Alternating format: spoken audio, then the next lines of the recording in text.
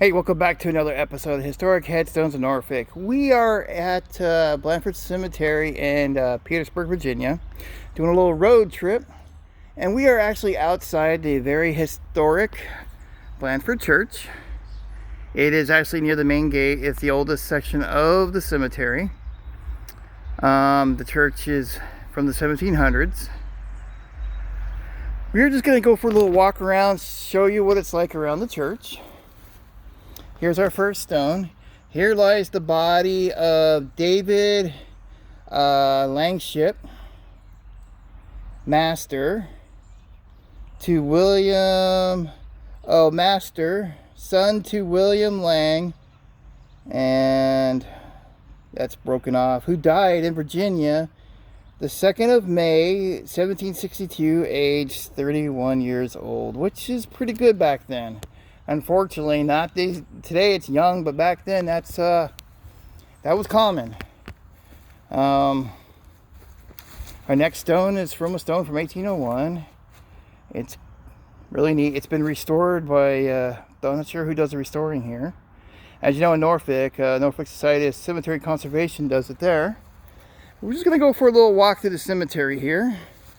There's a lot of stones before 1820 in here. This one is from 1804. And there's its footstone right there.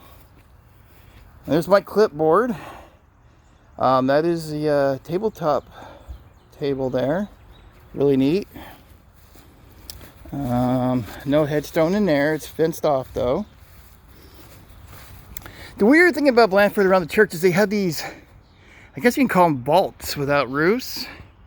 And people are buried in these, separated from the rest of the churchyard.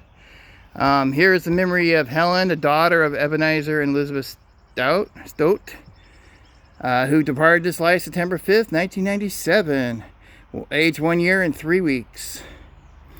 There's another daughter, no name, born June 1st, 1798, who died 3 days after her birth. Of the 5 others of their infants stillborn, there's 5 stillborns buried here as well. And the memory of Harriet, the sister of Elizabeth, who died July 1797. Wow, that's 3 kids listed on here, plus 5 infant stillborns. There's 8 children buried in here. Wow, if that doesn't move you. All right, so we are walking behind the church, as you can see. A lot of restored stones. There's a stone there from 1799 with the braces on. Some Victorian fence around there. And as you can tell, there's a lot of burials up against the back of the church. A lot of them I can't read. They're very weathered. As you can tell, they're very weathered. That one's unreadable. So is that one. And then we have these 3 headboard stones here. From the late 1700s to the early 1800s. Cameron Anderson, he died in September 1803 at the age of 24. Duncan Cameron, he died in November 1799. He was born November 1799. He died May 22nd, 1800. And then we got William Cameron Anderson. He died in July 16th, 1799.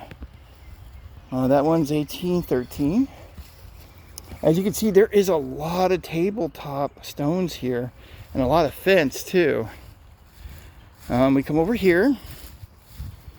The gates are absolutely beautiful.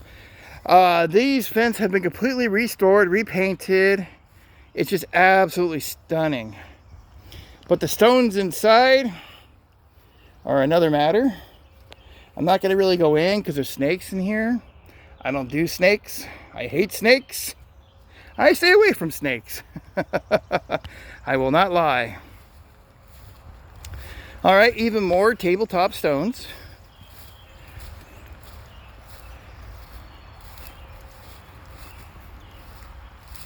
They're all from the 1700s.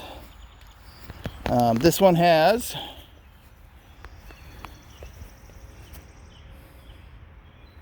it's like 1791. Looks like it has the family crest on here. You can see the original wall. It does surround the original churchyard. We just did a video of this earlier. It's the skull and wings of a Revolutionary soldier.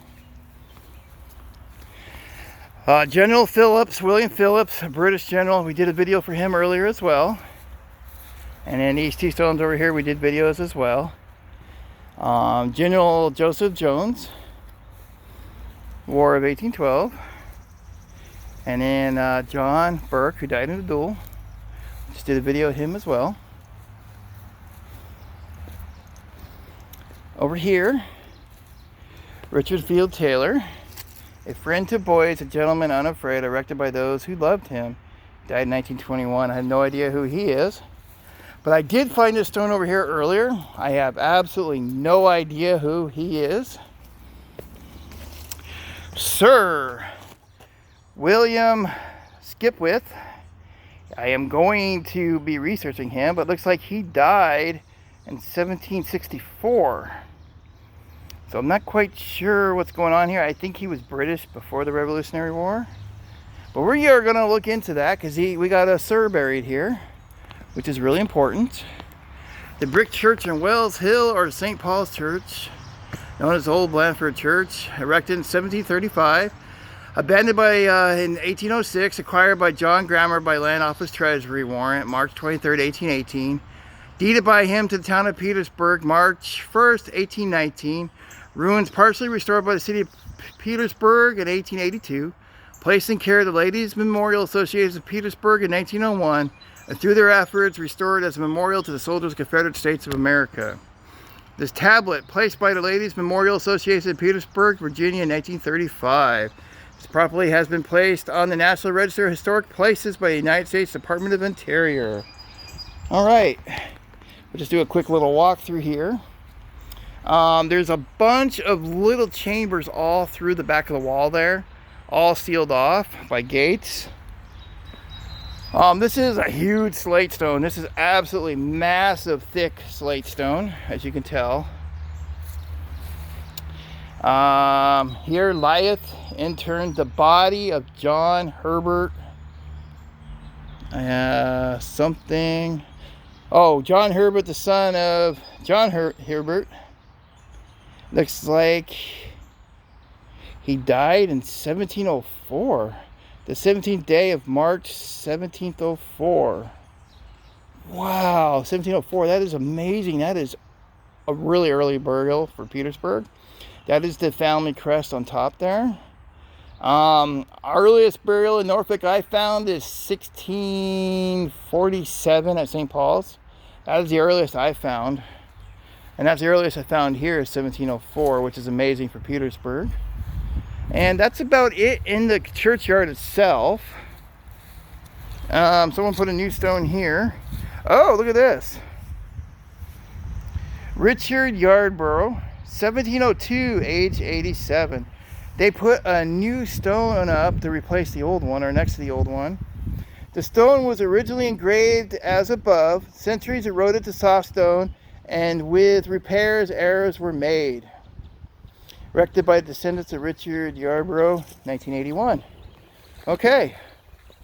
We have a slate stone over here braced under a tree. Let's take a look. Oh, wow. Wow. Look at that. That is amazing. Wow. Okay. Here lies the body of MacDonald, who departed this life the 29th of October in the year of 1738 in the 49th years of age. That is amazing. Also the body of Jane, who departed this life of November in the 30th year of her age. And then Daniel MacDonald, who departed this life of June 1790 in the second year of his age. That is absolutely amazing. I have no idea what that is on top. That looks like family. It looks like the husband, wife, and child. That is absolutely stunning. And if you move on to the outside of the walls, you get into the older part of the cemetery. Over there is the office and the reception center for the church. And the cemetery is just massive. You need all day to go through here. All right, guys, take care, and I hope you enjoyed this video. I just want to give you a broad overview of the Churchyard of Blandford Church.